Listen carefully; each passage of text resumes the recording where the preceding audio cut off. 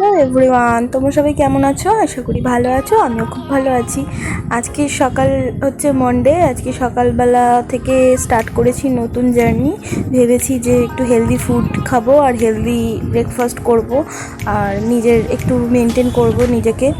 তো যাই হোক, যেরকম ভাবনা সেরকম কাজ। তো ব্রেকফাস্টে আজকে চিড়ের পোলাও, মানে যেটাকে বলা হয় পোহা, সেই চিড়ের পোলাও বানাবো একদম সামান্য অল্প তেল দিয়ে। চিড়ের পোলাওটা করব। তো প্রথমে কড়াইতে একটু অল্প তেল নিয়ে নিলাম, চিড়েটাকে ভিজিয়ে দিলাম, চিড়েটাকে ভালো করে ধুয়ে তুলে নিলাম আগে। তারপরে বাদাম ভেজে নিলাম। বাদাম ভাজার পরে একটুখানি আমি কালো জিরা আর তার সাথে অ্যাড করেছি হচ্ছে শুকনো লঙ্কা ফোড়ন দিলাম। তো কালো জিরা আর শুকনো লঙ্কা ফোড়নটা কমপ্লিট হয়ে গেলে একটুখানি নাড়াচাড়া করে একটু শুকনো লঙ্কাটা হালকা লাল লাল হয়ে গেলে তারপরে আলু কুচি করে, আলু পেঁয়াজ আর টমেটো একটুখানি রসুন আর একটুখানি কাঁচা লঙ্কাকে কুচি কুচি করে কেটে সাইডে সরিয়ে রাখলাম। তারপরে আলুটাকে ভাজতে দিয়ে দিলাম ওই ফোড়নের মধ্যে। আলুটা একটু ভাজা ভাজা হয়ে গেলে পরে ভালো করে একটুখানি নাড়াচাড়া করে নিতে হবে যাতে আলুটা একটুখানি ভাজা ভাজা হয়ে যায়। তো আলুটা ভাজা হওয়ার পর তার মধ্যে আমরা অ্যাড করব পেঁয়াজ। তার সাথে পেঁয়াজ, একটুখানি যে রসুন কেটে রেখেছিলাম সেই রসুন, আর তার সাথে হচ্ছে পেঁয়াজ রসুন আর কাঁচা লঙ্কাটাকে অ্যাড করে দেবো।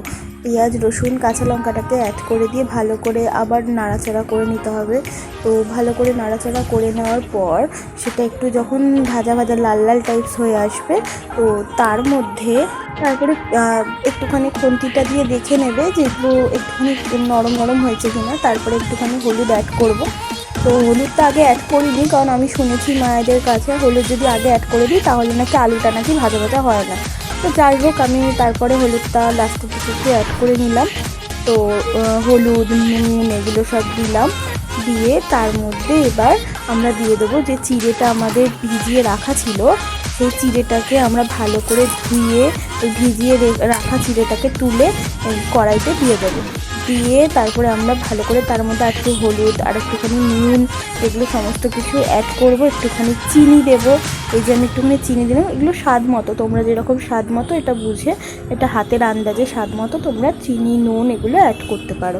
তারপরে এবার ভালো করে এটাকে নাড়াচাড়া করে একটা দেখবে সুন্দর একটা স্মেল বেরাবে এটা থেকে, সেই স্মেলটা বেরাবে। তারপরে তোমরা বুঝতে পেরে যাবে যে এটা পুরোপুরি তৈরি হয়ে গেছে। তো তারপরে তোমরা যে বাদামটা তোমরা রেখেছিলে সেই বাদামটা, ও হ্যাঁ, আর একটা কথা আমি যেটা বলতে ভুলে যাচ্ছি, সেটা আমি এখানে দেখাতেও ভুলে গেছি। এটা হচ্ছে আমি টমেটোটা কেটে রেখেছিলাম, এই টমেটোটা এবার আমি এখানে অ্যাড করে দেবো। তো টমেটোটা দিয়ে একটুখানি ভালো করে নরম হয়ে গেলেই টমেটোটা নামিয়ে দেবো। আমাদের টমেটোটা যদি একটু হালকা কাঁচা কাঁচা খাই আমাদের কোনো অসুবিধা হবে না, এটা ভালো খাওয়াটা। তো যাই হোক, এই যে তারপরে এই যে আমার রেডি। একটা বাটিতে ঢেলে নিয়ে দেখো তোমাদের কেমন লাগছে। এই যে আমার মা খেয়ে বলছে যে ভালো হয়েছে, হাসছে।